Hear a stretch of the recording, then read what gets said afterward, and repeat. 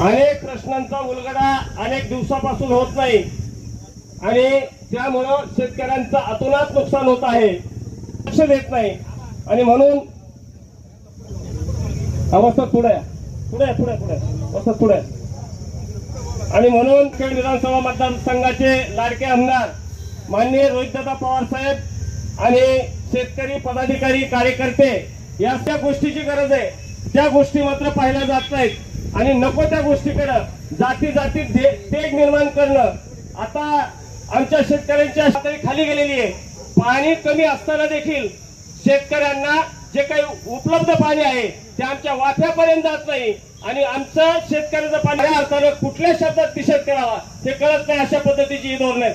आज बाजारभाव नाहीये आणि बाजारभाव नसताना एवढ्या प्रतिकूल परिस्थितीत जो काही आमच्या शेत वारंवार या कार्यालयाकडे आणि या सरकारला हे मांडण्यात आलेले आहेत, परंतु रूपानं आपण या सरकारकडे आणि या वीज वितरण कंपनीकडे मांडत आहोत.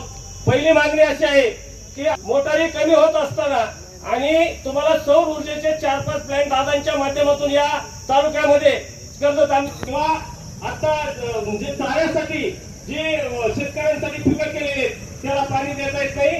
प्रस्ताव देऊन सुद्धा अनेक वाड्या वस्त्या सिंगल फेज पासून वंचित आहेत. अनेक वेळेला आंदोलन झाली, आपण त्यांना पत्र दिले.